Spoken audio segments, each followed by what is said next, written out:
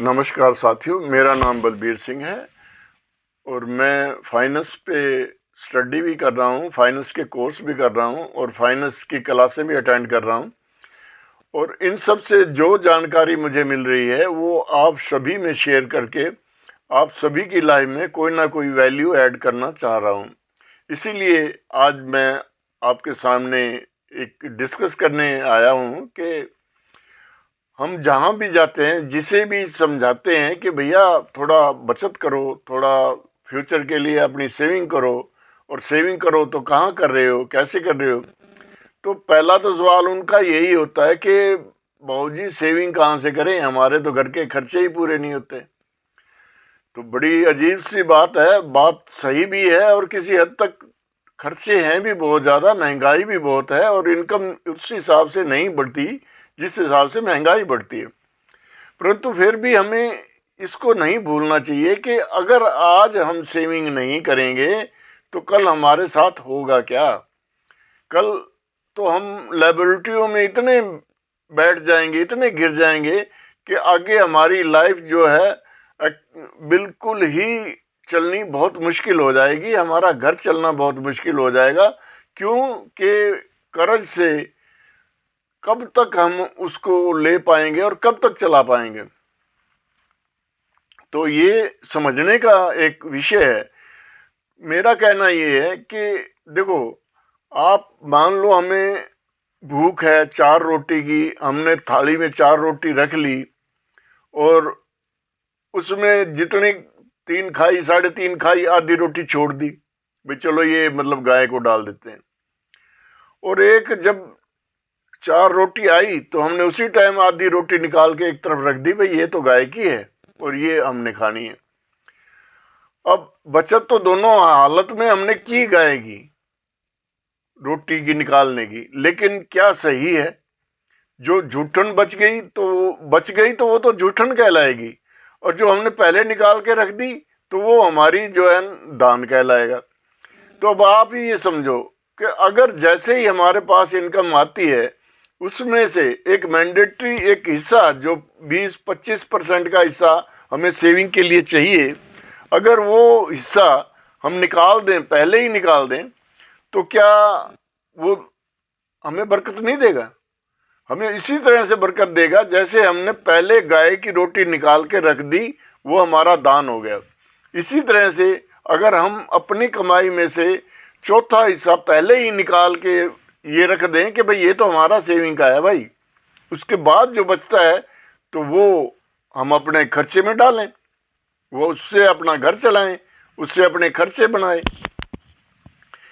तो मेरे कहने का मतलब ये है कि अगर हम जैसे खर्चे जो घर के हैं वो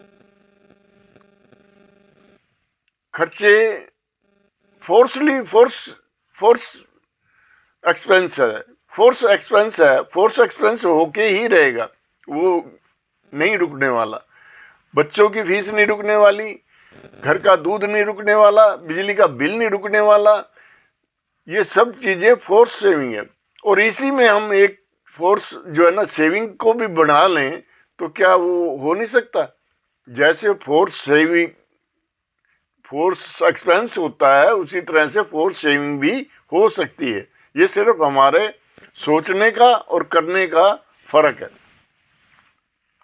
अब चलो मैं एक छोटी सी मिसाल देता हूँ आपको कि हमारी जिस कंपनी में नौकरी है उस कंपनी में घाटा आ जाता है, नुकसान हो जाता है, और हमें मालिक कहता है कि भाई आप बहुत अच्छे हमारे जो है अधिकारी हो और ईमानदार हो और हमारे साथ काफ़ी समय से काम भी कर रहे हो, परंतु अब क्या हुआ कि अब जो है ना हमारी कंपनी को थोड़ा लॉस हो रहा है और हम चाहते नहीं कि आपको मतलब ना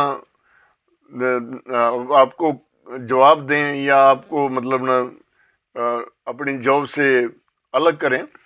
परंतु हमारी ये प्रॉब्लम है कि हम आपको जितना पहले पे दे रहे थे उस पे में से कुछ पे घटा के तो आपको दे सकते हैं ताकि हमारा भी काम चले और आपको भी ना जाना पड़े और हमारे साथ बने रहें। तो क्या आप हमारे साथ काम करने के लिए राजी हो, तो भाई आपके पास क्या ऑप्शन है? क्या आप वो जॉब छोड़ दोगे, या जितने में वो कहते हैं जितना घटा के वो देते हैं, या आप उसने में करने के लिए बाध्य हो? क्योंकि आपके एक्सपेंस तो चाहिए, आए महीने चाहिए, आए दिन चाहिए, आए सुबह चाहिए, शाम चाहिए, हर समय चाहिए। तो क्या मतलब जॉब छोड़ने के बाद आपको कोई तरीका लगता है कि आप अपने एक्सपेंस चला लोगे? नहीं ना। तो फिर क्या करोगे? आप जो वो दे रहे हैं उसी में अपने एक्सपेंसेस को चलाओगे। तो क्यों नहीं आप उसी चीज को समझ के कि भाई ये जो हमारी सेविंग है ये भी एक फोर्स आइटम है, ये भी एक फोर्स एक्सपेंस है, इसको फोर्स समझ के आप एक तरफ से निकाल के और सेव कर लो। अब बात यहाँ आती है भाई सेव कहाँ करें?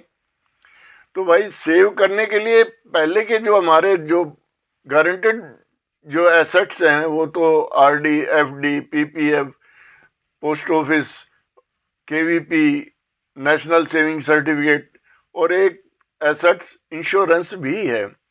आजकल इंश्योरेंस जो है वो इंश्योरेंस कम और सेविंग अकाउंट ज़्यादा बने हुए हैं।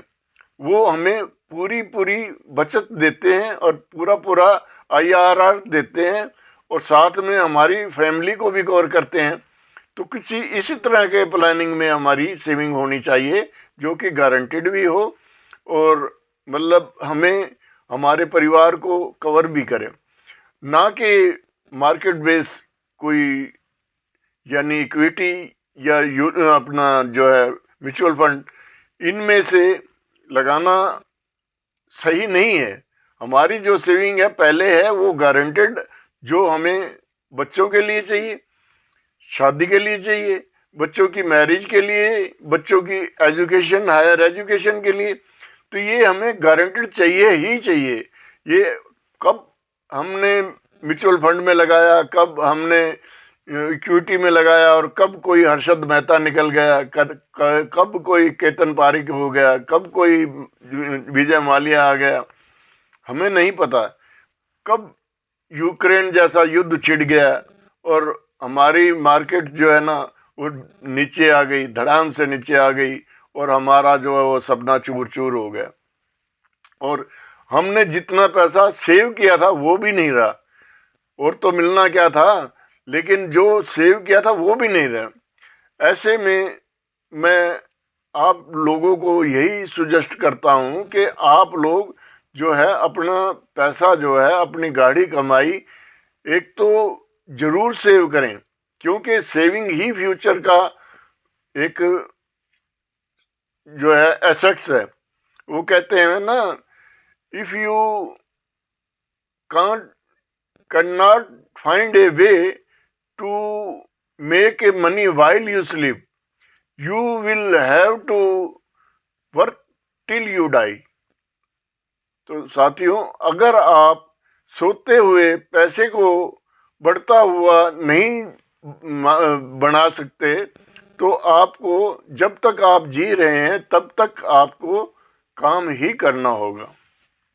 तो इसी के साथ मैं आपसे विदा चाहूँगा, और अगली वीडियो में इससे आगे बातें करेंगे और आपसे मुलाकात होगी। इसी के साथ जय हिंद, जय भारत, जय जवान, जय किसान।